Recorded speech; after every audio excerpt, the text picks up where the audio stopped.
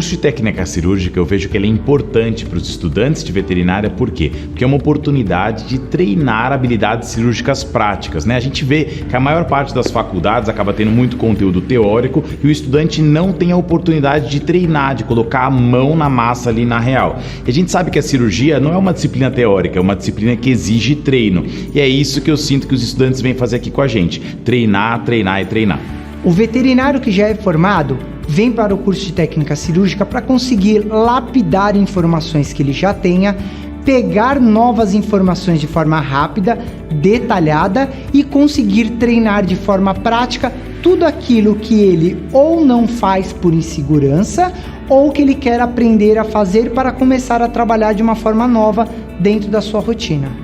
Como pessoas da minha cidade passaram, que o curso foi sensacional, maio de 2022, falaram, eu já comecei a correr atrás, mandei mensagem pro pessoal, incomodei muito o pessoal da secretaria, fiz a matrícula, carreguei 5 amigos meus comigo pra cá e essa parte é muito emocionante porque foi difícil estar aqui. Desculpa, mas é bobeira para alguns, mas é realmente a realização de um sonho para mim.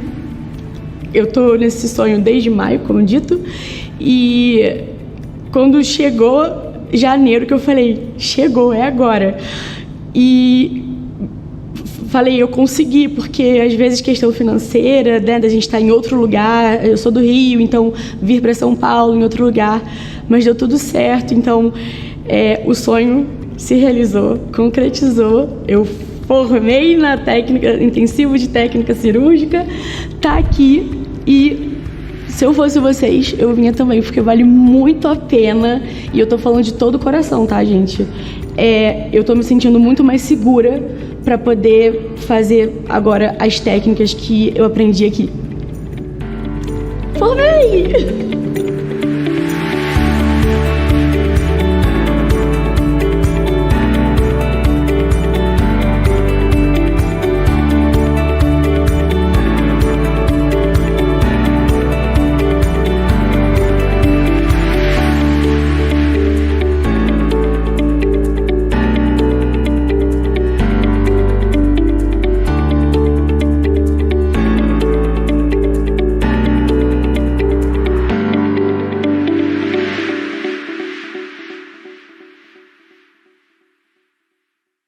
Fala pessoal, sejam todos muito bem-vindos a mais uma aula aqui no nosso canal do YouTube da Anclivepa São Paulo, com mais uma aula semanal gratuita, levando conhecimento, educação e conteúdo para todo o Brasil, de forma gratuita, gente.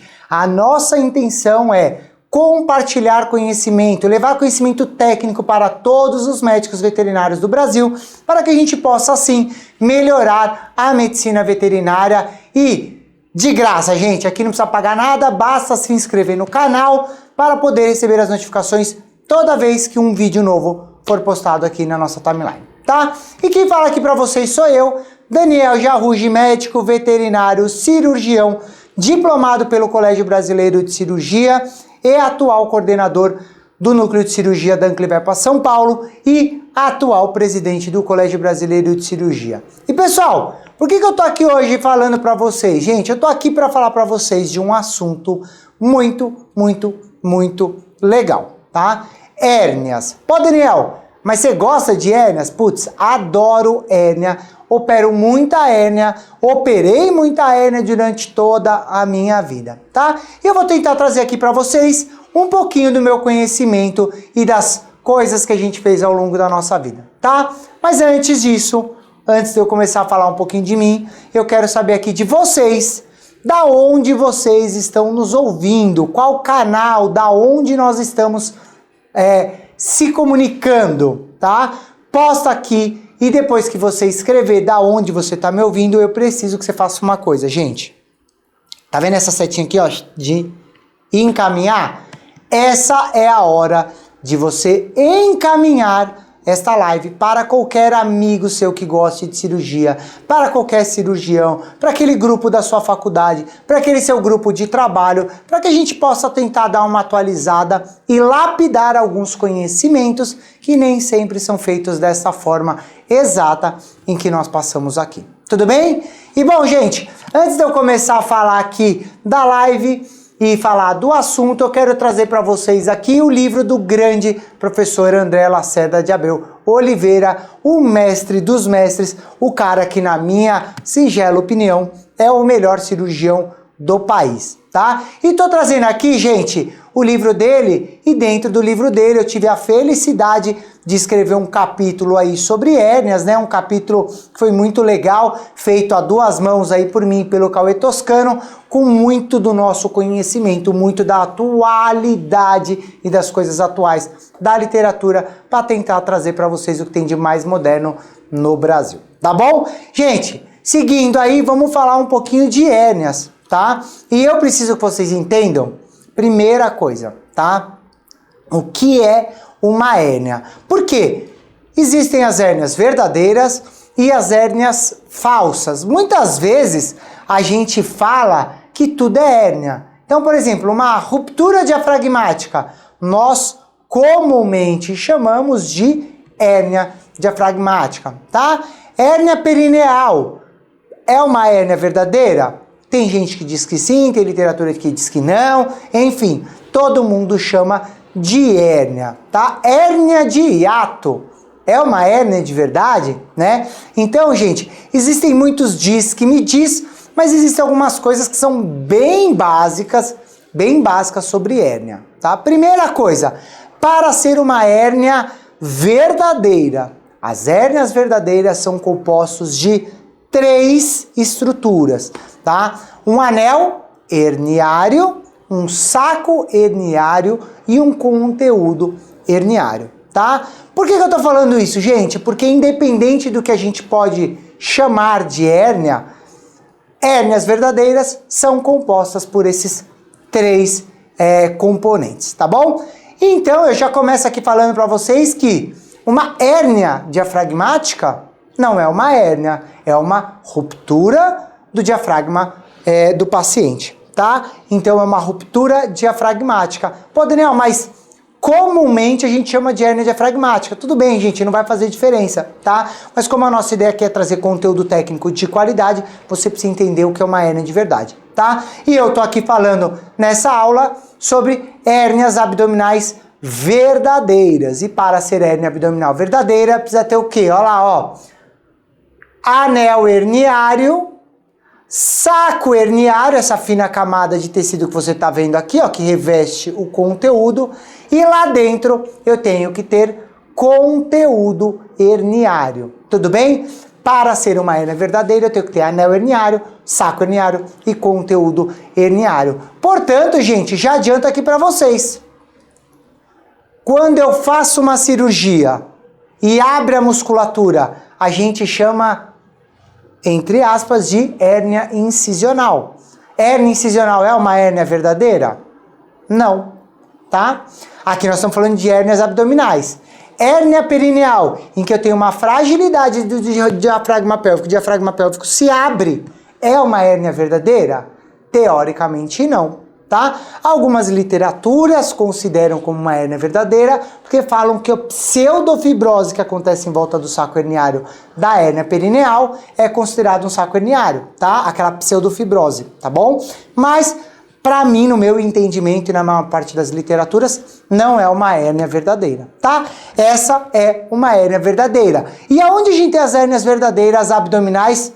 Comumente falando, as hérnias abdominais que a gente comumente vê são hérnias umbilicais e as hérnias inguinais, tá? Hérnias inguinais, bem comum da gente ver. Hérnia umbilical, bem comum da gente ver, tá? Existem outras hérnias? Existem. Existe a inguina escrotal, a femoral, existem outras hérnias, todas elas muito menos comuns, tá? Todas elas muito menos comuns. Ontem, por coincidência, aqui na aula prática da Anclivepa, a gente pegou um cão macho com uma hérnia inguina escrotal.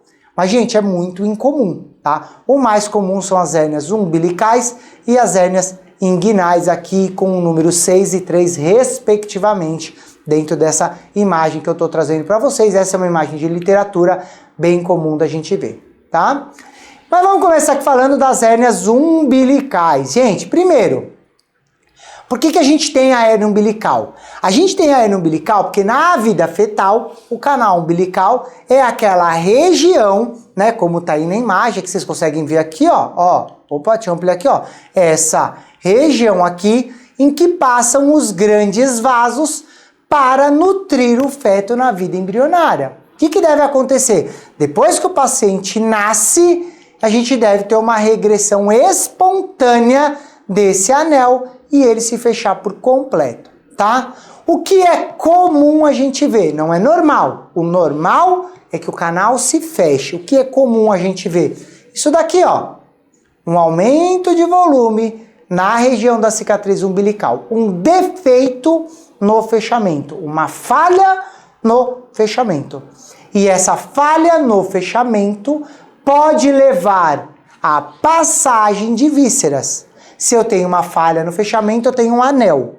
Se eu tenho um peritônio que recobre a cavidade abdominal, o peritônio se projeta e vira um saco. E se eu tenho conteúdo passando, eu tenho conteúdo herniário. Anel, saco, conteúdo, eu tenho uma hérnia verdadeira, tá? O que é mais comum da gente ver ali dentro? Mais comum da gente ver lá dentro é o epíplon, mas eventualmente eu posso ter gordura, ligamento falciforme e intestino lá dentro, tá? Isso é o que a gente comumente vê, tá bom? Se a gente for lá na fisiopatologia, existem problemas congênitos multifatoriais que podem levar trauma trauma da mãe na lambedura, hérnias causadas por distúrbios hormonais. Gente, na literatura existe de um monte de outras informações, tá? Na rotina, dificilmente a gente vai achar o problema primário que levou ao paciente ter uma hérnia, tá bom? E, normalmente, a gente vai resolver essa hérnia, provavelmente junto ali com um primeiro momento possível para a resolução, que pode ser junto à castração ou não, tá? Gente, qual é o sinal clínico da hérnia? Primeiro sinal clínico comum é o aumento de volume, que é visual e perceptível na maior parte dos pacientes, tá bom? Associado a isso, a gente pode não ter nenhum sinal clínico. Pode não, mas eu posso ter uma hérnia e não ter sinal clínico? Pode, porque você pode ter um orifício, o conteúdo passar e voltar, passar e voltar. Então você às vezes não visualizar, apesar de você ter, tudo bem? Pode estar associado a desconforto, e aí os desconfortos podem estar associados ao estrangulamento do conteúdo, ou a simplesmente a passagem do conteúdo, comprime ali e depois o conteúdo volta para a cavidade abdominal. Isso gera um desconforto momentâneo, tá? Pode acontecer, tá bom? Podemos ter vômitos e normalmente os vômitos já são sinais de processos obstrutivos. Sinal de processo obstrutivo qual, Daniel? Normalmente sinais de processos obstrutivos a gente tá falando de vísceras, tá? Vou voltar lá naquela primeira imagem que eu mostrei para vocês, ó. Falando das hérnias, se eu voltar aqui, ó, imagina uma hérnia umbilical em que eu tenho vísceras lá dentro, intestino, tá? O conteúdo pode passar e não conseguir voltar, ou até encarcerar lá e criar um processo obstrutivo e um encarceramento, tá bom? Daniel, me fala a diferença de uma hérnia encarcerada para uma hérnia estrangulada. Gente, hérnia encarcerada é uma hérnia em que um conteúdo passa e não consegue voltar para a posição anatômica, mas o conteúdo que está lá dentro está vascularizado, vivo e funcionando normal, tá? Pô, Daniel, eu posso ter uma hérnia estrangulada? Posso. Qual que é a diferença? Hérnia estrangulada é quando o conteúdo se projeta para dentro da hérnia e ele sofre isquemia por conta de um processo inflamatório ou por conta de uma torção da vascularização no próprio eixo, e aquele tecido que ficou para fora ali da cavidade, né, dentro do saco herniário, ele não recebe mais vascularização e ele sofre um processo de isquemia, tudo bem? Qual a diferença de uma hérnia encarcerada para uma hérnia estrangulada para uma hérnia convencional? Primeiro, eu nunca sei quando uma hérnia convencional, em que o paciente está assintomático, aquele paciente que chega pra gente assim, ó. Eu nunca sei se essa hérnia vai virar uma hérnia encarcerada ou se ela vai virar uma hérnia estrangulada. Por que eu tô falando isso pra vocês, gente? Porque é uma dúvida comum do tutor. Chega o bicho pra gente com a hernia, o tutor vira e fala pra mim, Daniel, é emergência? Precisa operar? E eu falo pro tutor, tutor, hoje, que é uma hérnia redutível, não é uma emergência. Pode ser que amanhã ela vire uma hérnia estrangulada ou uma hérnia encarcerada. Não sei o que vai acontecer, tá? Então, gente, o que eu preciso que vocês tenham em mente? Eventualmente, uma simples hérnia pode virar um problemão para o nosso paciente, tá? Por quê? Pode acontecer isso, ó. Era uma hérnia em que falaram pro tutor que não precisava operar, de um dia pro outro encarcerou o intestino lá e ó lá, necrose de intestino. Isso é uma emergência? É uma emergência cirúrgica. E a hernia que volta é redutível? É uma emergência? Não. É uma urgência, tem que ser operada quanto antes. Tá bom? Diagnóstico é feito a partir do exame físico, anamnese, conversa com o tutor e normalmente exames de imagem que a gente vai buscar lá casos que possam ter levado aquilo, tá? Daniel, eu tenho uma hérnia umbilical, como que eu resolvo? Normalmente incisão pela linha média, o mais comum na nossa rotina é que a gente faça isso durante o procedimento de castração. Vou castrar o meu paciente, aproveito para reduzir a hérnia. Pô, Daniel, e se eu não for castrar? Posso só operar a hérnia? Não só pode, como deve. Se você não for fazer castração no seu paciente, resolva o problema da hérnia quanto antes, tá? E detalhes, gente, que aí sim todo cirurgião deveria saber e que comumente as pessoas fazem errado. Primeira coisa, não precisa reavivar bordos. Como assim, Daniel? Não precisa reavivar bordos, porque quando nós fazemos a sutura, nós aproximamos só a aponeurose. Nós não suturamos o músculo. O tecido muscular não é suturado. Somente a aponeurose. Tudo bem? Somente a aponeurose, tá? Essa é uma falha técnica bem comum que os veterinários fazem. Reavivam bordos para poder corrigir, tá? A incisão pode ser feita sobre a hérnia, se o tecido cutâneo for pequeno, ou em volta dela. Eu particularmente prefiro incisar em volta da hérnia quando eu tenho um excesso de pele e eu vou retirar o excesso de pele, tá? Se a hérnia a hérnia for pequena, se a hérnia for muito pequenininha, normalmente eu faço a minha incisão exatamente sobre a hérnia para poder corrigir, tudo bem? E eu posso remover o saco herniário ou devolver o conteúdo lá para dentro, dependendo do tamanho, tá? Essa é uma imagem de uma técnica feita em uma peça anatômica, não é um bicho vivo, tá? É uma peça anatômica, então vocês estão vendo pelo aqui e tal, isso foi feito dentro do laboratório de uma aula prática, uma peça anatômica, tá? Em que a gente achou lá uma hérnia e resolveu operar para fazer essas imagens. Então, feita incisão em volta, exposto o saco herniário. Uma vez que o saco herniário foi rompido, o conteúdo foi reposicionado para a cavidade abdominal ou pode ser até retirado e depois tudo isso é suturado. Tudo bem, gente? Aquilo é uma imagem de peça anatômica, tá bom? E a segunda hérnia que eu vou comentar aqui nessa aula são as hérnias inguinais, bem comuns em fêmeas, tá? Por que muito comum em fêmeas? Porque a gente sabe que nas fêmeas a gente tem uma passagem maior de estruturas nessa região, o que justifica a abertura maior e que por vezes a gente tem hérnia, tá? Quando eu falo de hérnia inguinal, eu tô falando de uma comunicação do canal inguinal, não do canal femoral, do canal inguinal. O canal inguinal, gente, é uma fenda natural nos nossos pacientes. Todo paciente tem uma fenda inguinal por onde passam estruturas, tanto no cão quanto no gato, tanto no macho quanto na fêmea. Todos existem um canal inguinal, tá? Ele é normal. O que acontece? Quando o paciente tem uma fragilidade muscular ou passa mais conteúdo, a gente tem a hérnia, tá? Como que é feita a cavidade abdominal? Então vamos tomar aqui, ó, a gente tem a aponeurose do oblíquo abdominal externo, a gente tem o reto abdominal, a gente tem o oblíquo abdominal interno e o transverso, certo? Todos esses músculos fazem parte da cavidade abdominal, tá? Quem comumente tem hérnia inguinal? Comumente fêmeas idosas de meia idade para frente, tá? Normalmente a gente costuma ver em fêmeas idosas, normalmente fêmeas inteiras, mas fêmeas castradas também pode ter, mas é mais comum nas fêmeas inteiras. E eu falo que é mais comum nas fêmeas inteiras porque a gente sabe que existe um componente hormonal associado a isso. E por vezes, inclusive, aumentos de pressão intraabdominal podem fazer essa hérnia piorar ou aumentar. E por vezes, inclusive, com conteúdo uterino lá dentro, tá? E aí a gente chama de esterocele, tá bom?